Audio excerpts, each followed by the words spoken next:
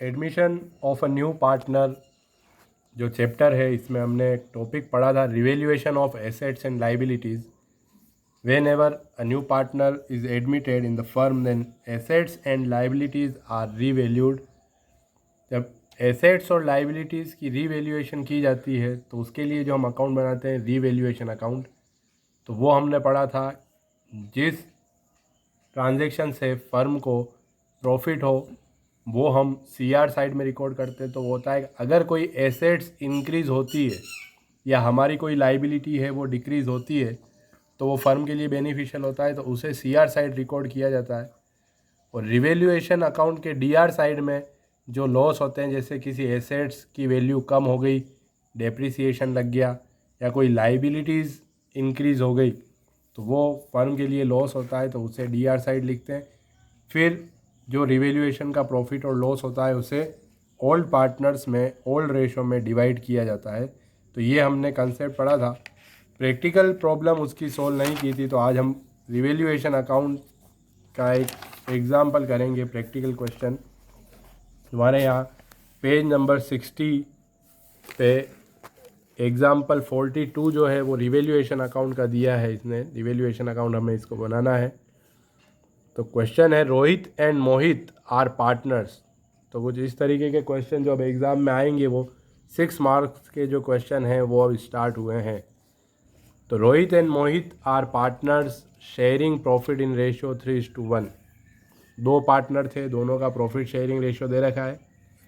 There balance sheet is as follows on 31 March 2017।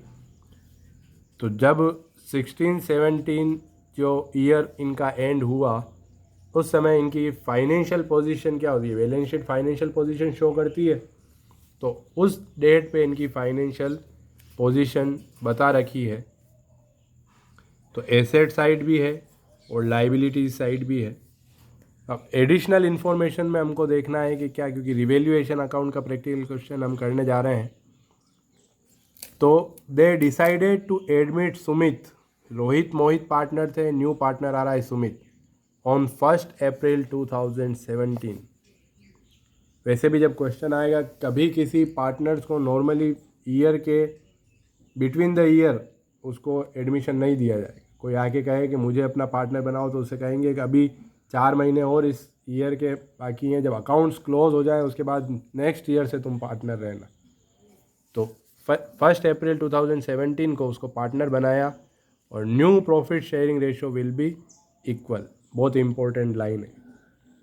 यहाँ पर old ratio था रोहित और मोहित का 3:1 में, और यहाँ पर न्यू रेशियो दे दिया इक्वल। तो न्यू रेशियो किनका होगा, रोहित मोहित और सुमित, तो वो हो गया 1:1:1। तो जब ओल्ड रेशियो भी हो और न्यू रेशियो भी हो तो कौन सा रेशियो निकलता है, सेक्रीफाइसिंग रेशियो। रिवैल्यूएशन अकाउंट में कहीं सेक्रीफाइसिंग रेशियो काम नहीं आता है, लेकिन जब बड़ा क्वेश्चन आएगा उस समय हमको गुडविल का डिस्ट्रीब्यूशन सेक्रीफाइसिंग रेशियो में करना होता है। तो यहाँ फर्स्ट जो इसने पॉइंट कहा है वो, Sumit shall bring ₹10,000 share of premium and 50,000 his capital. Total 60,000 rupees वो लेके आ रहा है। तो 10,000 तो उसमें गुडविल के हैं और 50,000 कैपिटल के। ये टोटल सब कंसेप्ट जो हमने अभी तक पढ़ा है इस चैप्टर में सब चीज़ आएगी। न्यू पार्टनर आया, न्यू रेशो इसने दे दिया, बाकी हम कैलकुलेट करते 6 केस में से कौन सा केस है वो देख के। नहीं है उसके बाद हमने जब थ्योरी में पढ़ा था 2 अमाउंट वो लेके आता है कि एसेट्स और लाइबिलिटीज़ में शेयर के लिए वो लाता है वो कैपिटल, और फ्यूचर प्रॉफिट्स में उसको शेयर चाहिए उसके लिए लाता है गुडविल। तो ये दोनों अमाउंट वो लेके आया। अब क्या आगे फर्म में चेंजेस हुए वो दिया है इसने। Uh liabilities of ₹4,000 included in creditors was not likely to arise वगैरह। क्रेडिटर्स में 4,000 रुपये ऐसे थे जो क्रेडिटर्स हमसे मांगते थे। क्रेडिटर्स मतलब लाइबिलिटी। तो is was not likely to arise, okay, अब वो हमको नहीं देने हैं। ठीक है, तो क्या हुआ, फ़ायदा हुआ नुकसान हुआ, फ़ायदा हुआ। तो ये फ़ायदा और नुकसान देखते हुए हमको रिवैल्यूएशन अकाउंट बनाना है, जितनी भी इंफॉर्मेशन है। Investments valued at ₹15,000। तो अब इसने कहा है क्रेडिटर्स तो डायरेक्ट इसने कह दिया 4,000 रुपये कम हो गए। अब इन्वेस्टमेंट क्या होता है, एसेट्स या लाइबिलिटी? एसेट्स, वो वैल्यू की है 15,000 पर। जब ऐसा है तब बैलेंस शीट हमको देखनी होती है कि बैलेंस शीट में जो इन्वेस्टमेंट है वो है 12,000 और नई जो वैल्यू उसकी आई वो कितना है 15,000, 15,000। तो क्या हुआ, फ़ायदा है कि नुकसान? फ़ायदा, इन्वेस्टमेंट बढ़ गए। तो बस इस तरीके से हमको कंपेयर करते हुए जो हमारे लिए फर्म के लिए जो फ़ायदा होगा उसको बाय में लिख दो, कितने का फ़ायदा हुआ, और जो नुकसान हो रहा है वो टू में। तो रिवैल्यूएशन अकाउंट जब बनता है तो नॉर्मल जो जनरल फॉर्मेट होता है पर्टिकुलर्स और अमाउंट।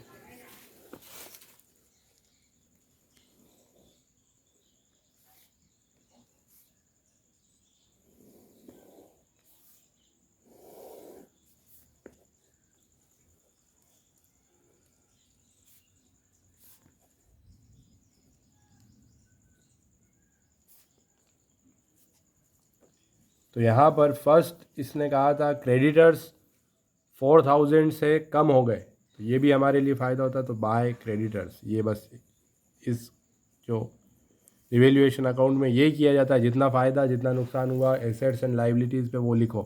तो ये 4,000।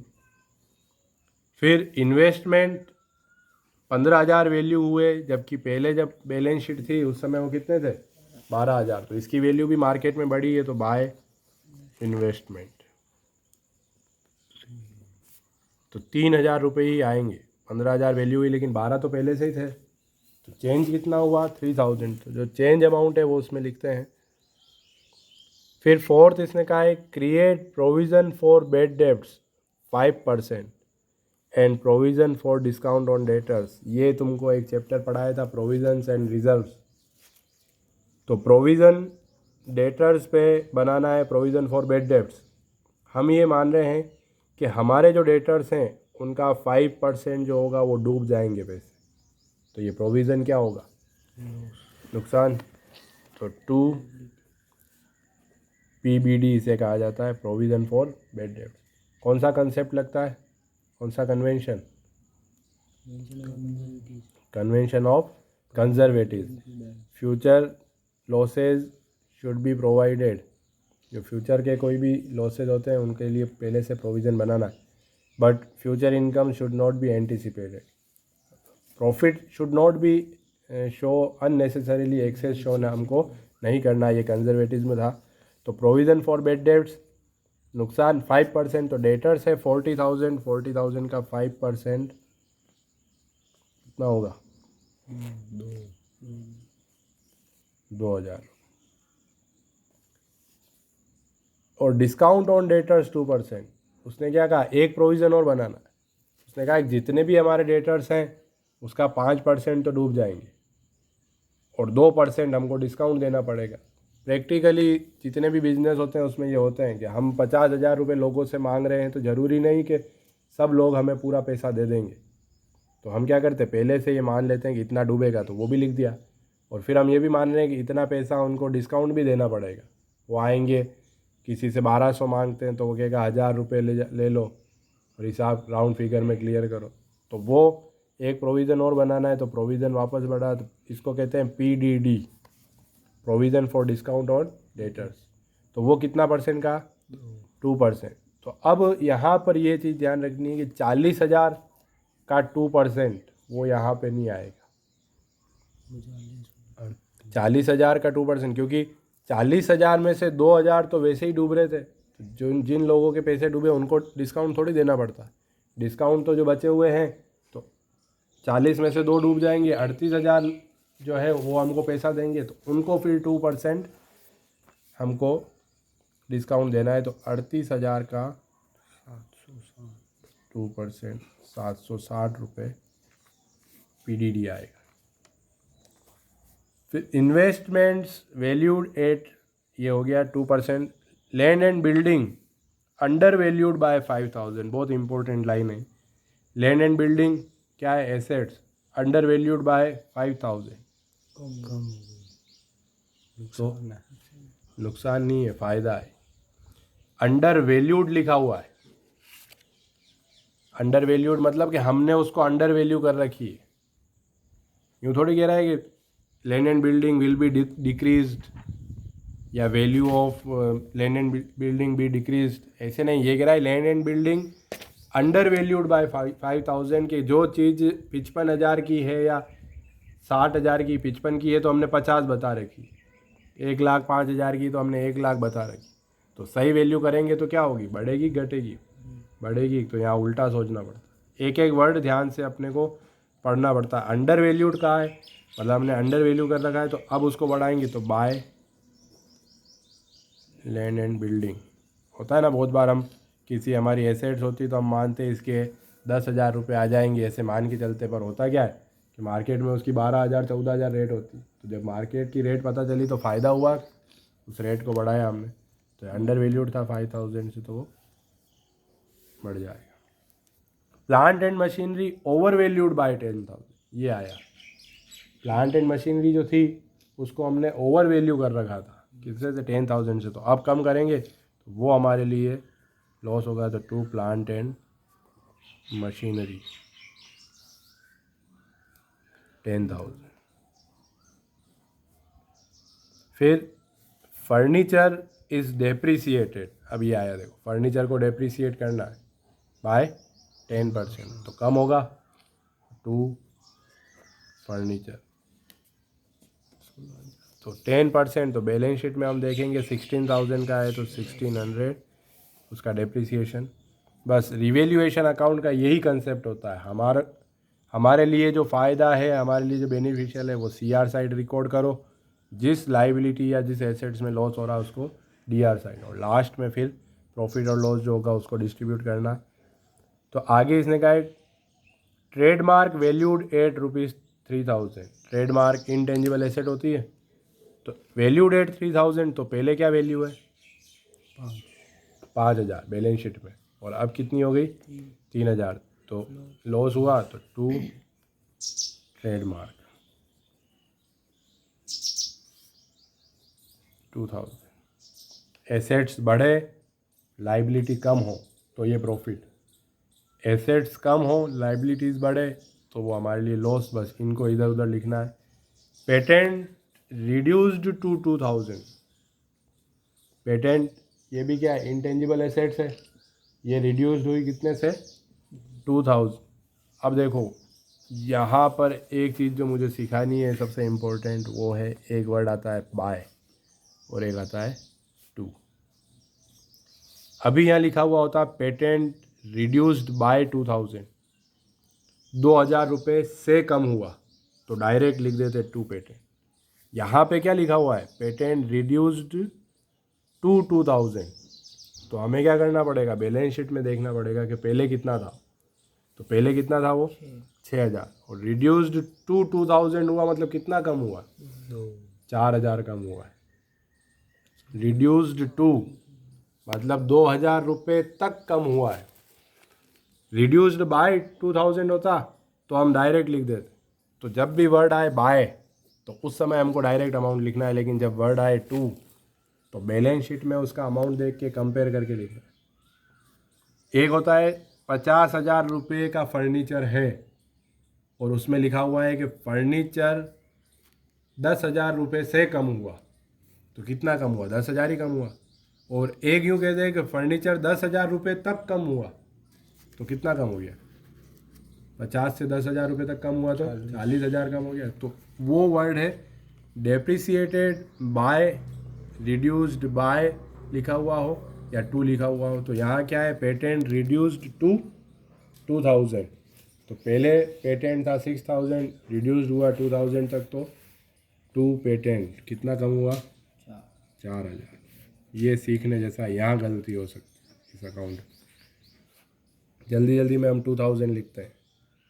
आउटस्टैंडिंग सैलरी ₹2,000, याद है कंसेप्ट 11 का। आउटस्टैंडिंग सैलरी मतलब देना बाकी, तो एसेट्स हुई लाइबिलिटी, लाइबिलिटी बढ़ी 2,000 से, तो टू आउटस्टैंडिंग सैलरी।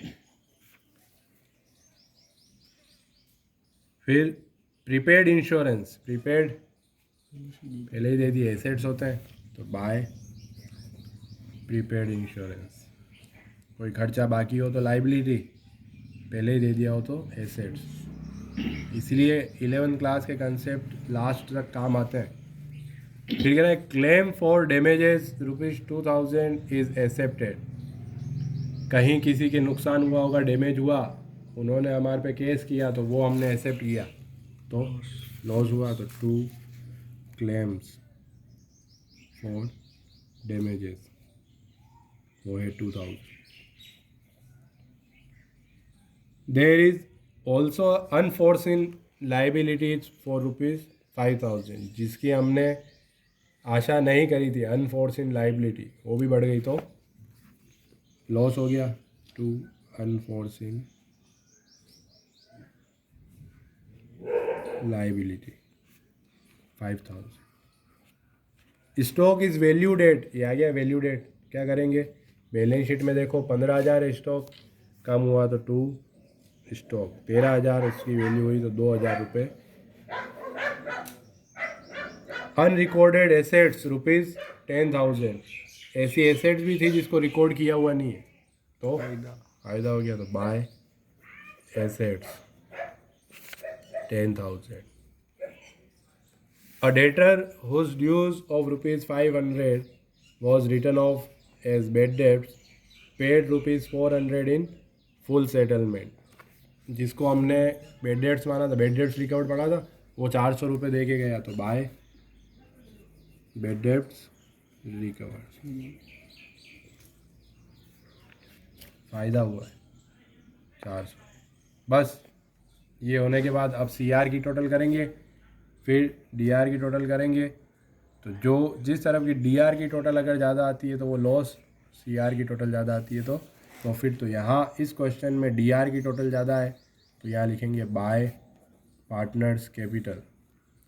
जब हमने थ्योरी कंसेप्ट पढ़ा था तो उसमें था कि रिवैल्यूएशन पर जो भी प्रॉफिट या लॉस होगा वो ओल्ड पार्टनर्स में, ओल्ड रेशियो में डिस्ट्रीब्यूट करना है। तो ओल्ड पार्टनर कौन है, रोहित और मोहित, उन दोनों को लॉस 5,220, 1,740, 3:1 उनका रेशो था तो 6,960 का total loss. Revaluation account complete. तो बस इसका इतना सा कंसेप्ट है। ये शुरू में तुमको रिवैल्यूएशन अकाउंट समझाया इसलिए इतनी एसेट। अब जितने भी क्वेश्चन करेंगे उसमें मैक्सिमम 4 या 5, कहीं 3 कहीं 2 कि एसेट्स बड़ी लाइबिलिटी बड़ी, ज़्यादा नहीं देंगे, 3 या 4 देंगे। तो रिवैल्यूएशन अकाउंट में लास्ट बार रिवाइज कर रहा हूँ वापस, अगर फर्म के लिए कुछ बेनिफिशियल है, कोई फ़ायदे वाली बात है तो उसको लिखना है CR साइड।